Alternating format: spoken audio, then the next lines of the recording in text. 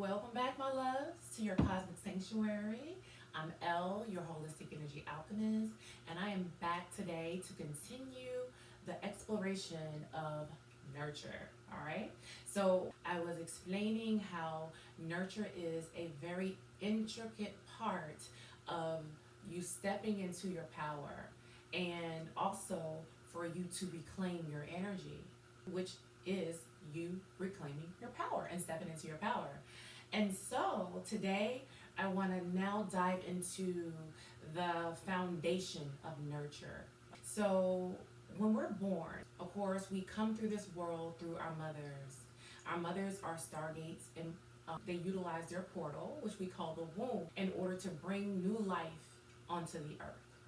And when we were born in ancient times, our parents had a better understanding on how to anchor our energy into this planet, anchor us into our body so that we automatically feel safe.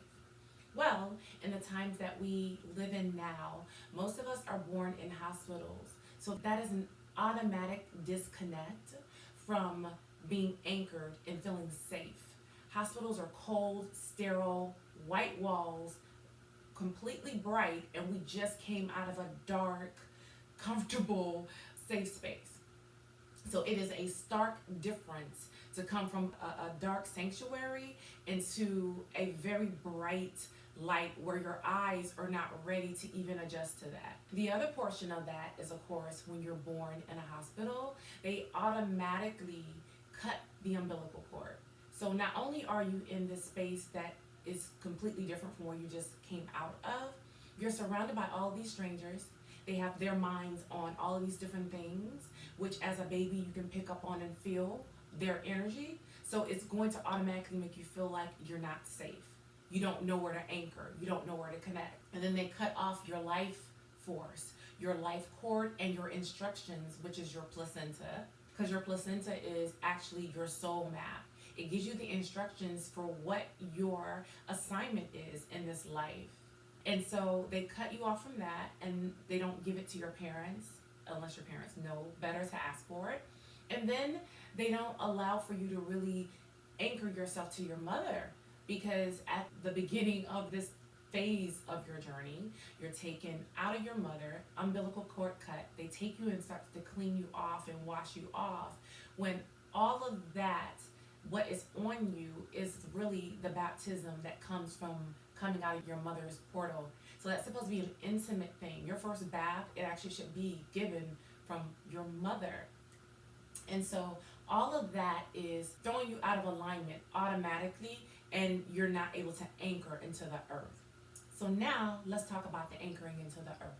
So we already should know that we have the 7 primary chakras. They make up actually our physical body, our physical being. We have our crown chakra, our third eye chakra, throat chakra, heart chakra, solar plexus chakra, sacral chakra, and our root chakra.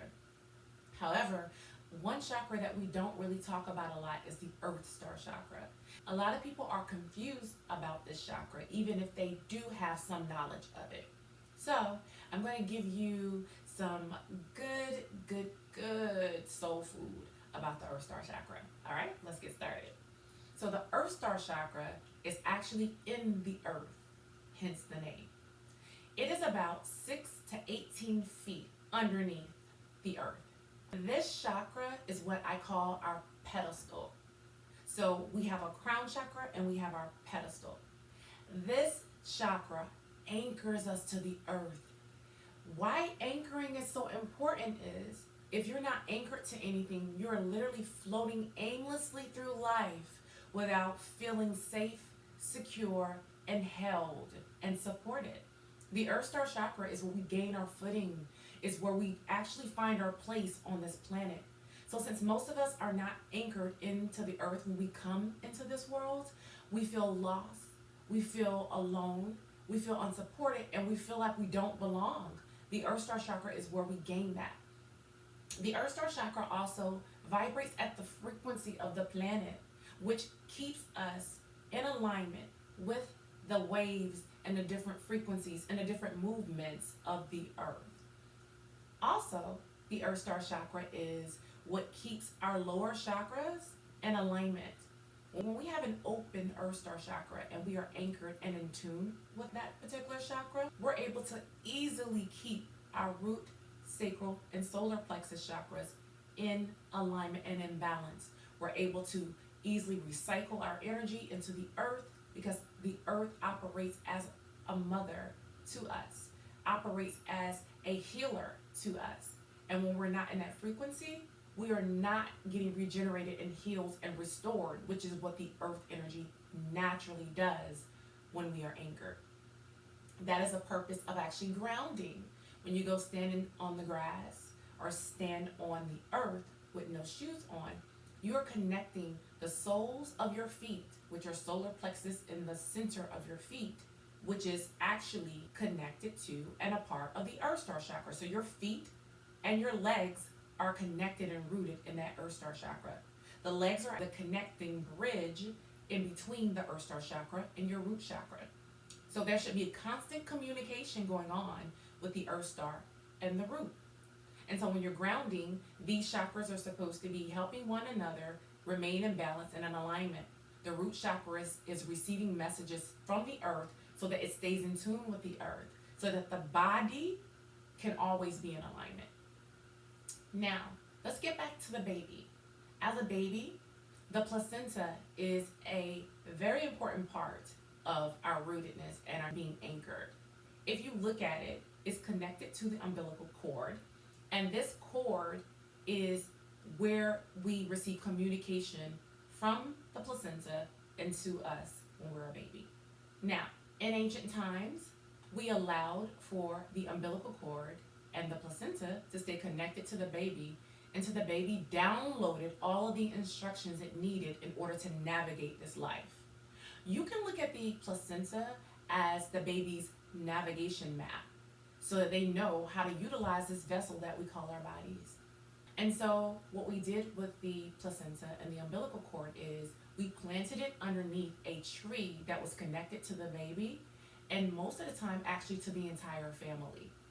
And now that in modern times we do things in ways that actually we think is better, but it's actually disconnecting from our true nature, our spirit, and the earth.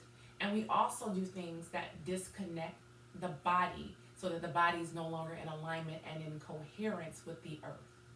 So let's talk about why it's important to be connected to the earth. If we're not grounded and connected to the earth, that starts to manifest through the mind in ways that people experience imbalances like bipolarism, schizophrenia, where they're receiving all this information from the cosmos, but they're unable to ground it down into this body so that they can get a full interpretation and understanding of what these messages are. And we diagnose these things as schizophrenia and bipolarism. Now, when we talk about science, there are people like Dr. Joe Dispenza that talks about the importance of the chakras and the alignment that needs to happen, which can only happen if we have coherence with the brain and the heart. But a lot of times people don't talk about the importance of the earth and how the earth actually grounds us here so that we know how to navigate this particular world, okay? And so once we have a disconnection going on, an imbalance going on, the child will not feel connected to the earth. It will not feel like this is home. It will not feel like it belongs. And I know from my own personal experience as a child, sitting in the bathroom in my parents' house crying like, why am I here? I don't understand why I'm here. I don't feel like anybody feels me, understands me, supports me. And that has been a big part of my journey in this world. Learning how I fit in, understanding my worth and value, and that I have something to bring to the table. What I'm speaking of is Chiron, which I won't get into detail here, but Chiron is actually what helps you figure out the biggest thing you came here to overcome in order to be able to express yourself and share yourself. Because I say all the time that we are the gift, and the talents that we have is just an expression of us as the gift. So your Chiron is your biggest gift. And so how does this all relate to nurture? Well, the earth is our biggest nurturer here. Without the earth, there is no physical experience. So, in order to really be able to live an abundant, fulfilling, easeful life where everything flows, the connection to earth has to be made first, which is why nurture is such a very important step. The first thing that we do with nurture is we ground and anchor ourselves back into our body and back to the earth. That way, once we're doing all of our spiritual work, we don't get to the point where we are floating all through the clouds and we have no connection to the material world. We have no connection to anything here because we are trying to escape this reality. We all came here with a divine assignment, and what nurture does, it helps for us to realize this assignment. One thing I noticed with myself and with a lot of people who are on their spiritual journey or who are aware that we're on a spiritual journey is that when you first have your awakening, you lack clarity and you don't know where to start. The nurture aspect will help ground you and reconnect you to the Earth Star Chakra, as well as reconnecting you back to your placenta. Yes, you can reconnect back to your placenta. And we do this because nothing is ever lost. We are still energetically connected to the umbilical cord, our mothers, and the placenta. And we reconnect to that through the Earth Star Chakra. So once you start to work with that, you also reconnect to your ancestors. There are people who find that they don't know where they came from in their bloodlines. Well, through the Earth Star Chakra is where you're actually able to anchor and connect back into your ancestry. And through that, you gain all of the support that you need in order to easily navigate this life. And you also connect back into your abundance, because there is no abundance if you are not in alignment with the earth. The earth is where our bounty comes from. In ancient times, we understood this, and this was a part of why we connected with the goddess. The goddess is the divine feminine energy, and through connecting with the earth, you are able to naturally align with the goddess energy. Therefore, you open up the floodgates of abundance on this plane, because every material belongs to the earth. And without the earth connection, you are literally having to force and fight and work hard to get things that is your natural birthright to have. So reconnecting with the earth allows for you to connect back to your natural birthright. And so this is why nurture is such an intricate part of your experience. Now you might ask, where can I start with reconnecting with the Earth Star Chakra? Well, the very first thing you can do is to ground. In the northern hemisphere, we are experiencing springtime going into summer. This is the perfect opportunity for you to go outside and to ground. Basically, planting the soles of your feet on the earth is the easiest way for you to open up and reconnect to your Earth Star Chakra. Once you've achieved that, then you can allow yourself to naturally connect with the earth. Because once your Earth Star Chakra is open, it will naturally start to receive vibrations and energy from the earth. All right? And once you do that, you will find that it is easier for you to get into a state of trust. Because without being connected to the earth, it is almost impossible for you to trust that you will always be provided for, that you are supported, that you even have a purpose here. It is more difficult for you to discover and to remember what your path here is, what your assignment is. And it is also more difficult for you to gain clarity on what you should do and to trust your intuition. So in summary, nurture allows for you to reconnect with the Earth Star Chakra so you can anchor yourself back into your body and back to the earth.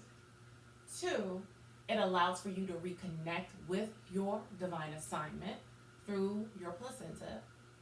3, it also allows for you to feel supported, to feel like you belong, and also for you to really to connect with all of the abundance that the earth has for you.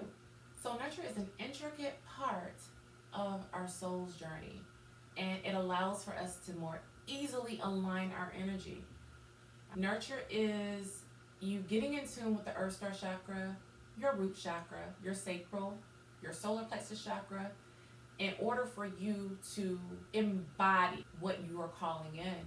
The reason why most people have a hard time manifesting, and I know this from personal experience, is because if we're only in the headspace, we're stuck in the idea. Ideas can only manifest when it comes into the body, meaning it has to be processed and digested through the body just like food.